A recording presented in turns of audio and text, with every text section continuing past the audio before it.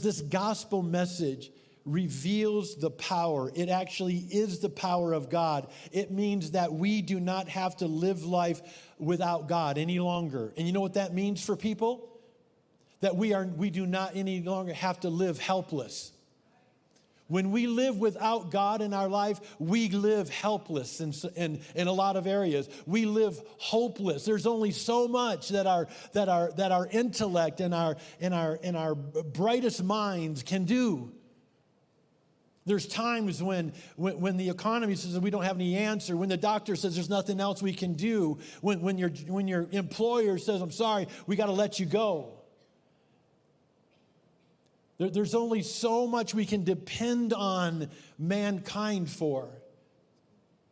But this gospel, Paul says, it is the power of God to save us. What does that mean? It has the power to walk. Jesus will walk with us through anything, and he will lead us out of everything. See, that is the power of the God for salvation. Salvation just means to be saved. I don't know about you. There's plenty of things that I have to be saved from, that I need to be saved from in my life. There's still plenty of things that I can't do on my own.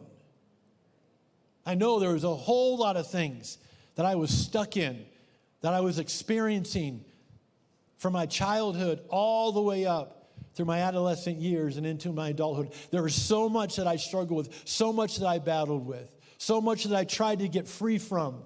But God is saying that the gospel is the power of God to save me from everything that I'm in. So no matter what you're in, no matter what is that you're facing right now, no matter what's going on in your world, the good news, the message about God's love for you and about how he sent his son to rescue you and to reconcile you has the power to save you, has the power to lead you out, lead you through anything that you're going through.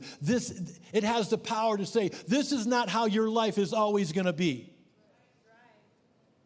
You're not stuck here. Because we're living life with God, with his power. Amen? This isn't just helpful advice or positive thinking. This is the power of God to transform our lives. Tell me that's not good news. Tell me that there's not a host of people around us in our families, in our school, in our neighborhoods, in our workplaces, that they don't desperately need this kind of saving, this kind of power. And it's all from a God who deeply loves them and cares about where they're living at and what they're facing. You see, the gospel is the power of God unto salvation. Number three, the gospel, what's so good about it is it reveals who God is to us. It not only reveals God's power to save us, it not only is a message from him, but it reveals who God is. If you keep going in Romans chapter 1, verse 17, right after 16 we just read, it says, for in the gospel, the righteousness of God is revealed. In this gospel message, the gospel message that Jesus said that when this gospel message is preached to every nation, then the end will come. That gospel. He's saying it actually reveals and contains the righteousness of God. What does that mean for you and I? It means that God reveals his character and his nature through the gospel, through this message about Jesus Christ. It actually reveals who God is to us. Not just that there is a God, but that the very essence of who he is, the very personal, intimate parts of who he is.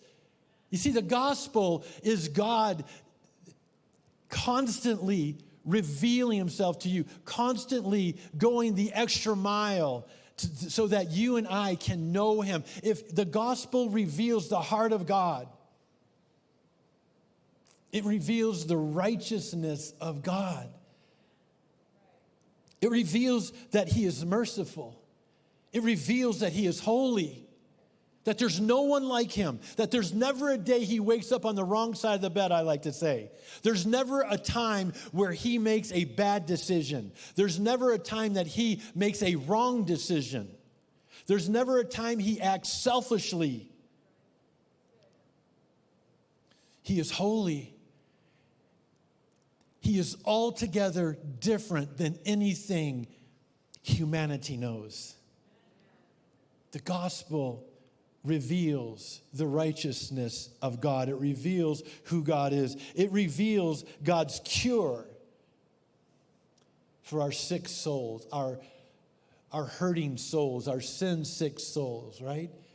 The righteousness of God not only reveals his character and his nature, that God is love and that God is gracious, but it reveals his cure for what causes you and I to struggle with what we struggle with. We're all created. We all come into the world living our own lives, living in a way that we're just serving ourselves. We build, when we're born, we begin to build our life separate from God.